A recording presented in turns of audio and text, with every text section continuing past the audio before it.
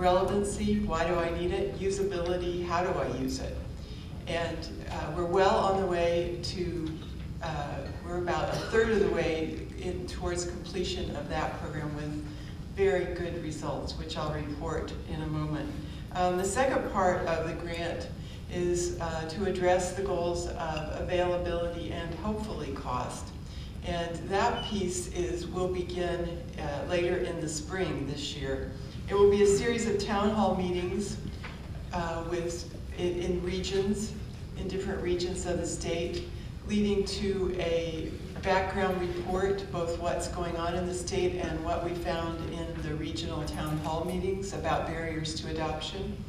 And then we'll move to a statewide summit, which will, well, we hope, arrive at some action items with an implementation team to start carrying these recommendations out into the state. At that point, our grant will be nearing its end point, but we're working very closely with the state mapping grant in our state. And in that project, they will carry forward these recommendations for overcoming barriers of adoption and continue for another 2 years in whatever form we think will work at that point. We're not making any predictions quite how the advocacy will go forward. Hopefully achieving some statewide legitimacy through the governor's office. So those are the two ways that Fast Forward New Mexico is attempting to overcome barriers of adoption in the state.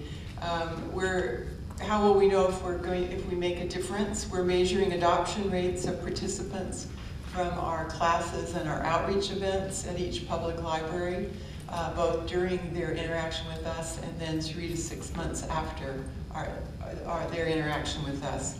We're going to measure adoption rates in the towns in which our training and outreach took place, again in collaboration with the state mapping grants. And then one major way we'll know if we succeeded, if a state broadband plan is adopted with implementation strategies to overcome some of the barriers that we find in the state. We have some preliminary findings from our training in towns.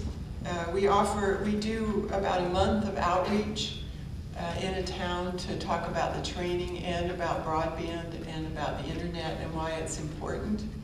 And then we are in the town for 2 months, 1 month with the preliminary classes and the second month with the small business classes. So it's about a 3-week window in each state. So here's some of our preliminary findings. 80% in our small business classes already have broadband, but they presumably are in our classes because they want to know more about business tools and what libraries especially have to do that can what tools libraries have that may help them with those businesses. The cost per student of the training and the outreach portion, in other words, the 3 months in each town, is about $300 to $350 per student. And while the students in the basic literacy classes generally do not have broadband, virtually none of them don't want it. Which, I mean, not surprising. This is a self-selected group of people that are coming to learn about the internet. Clearly, they already have some inkling, even in the basic classes, about why it's important. So, similar to, I don't know how many of you read the low-income adoption study that was done as part of the FCC National Broadband Plan. They found the same result. Really, there aren't very many people who don't want broadband. And even in our target audiences, which are essentially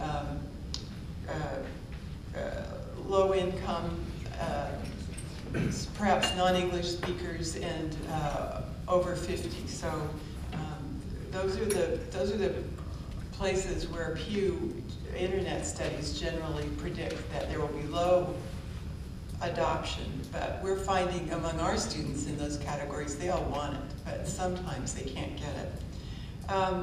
Despite our town-wide media campaigns, we are finding that most of our students learn about our training at the library.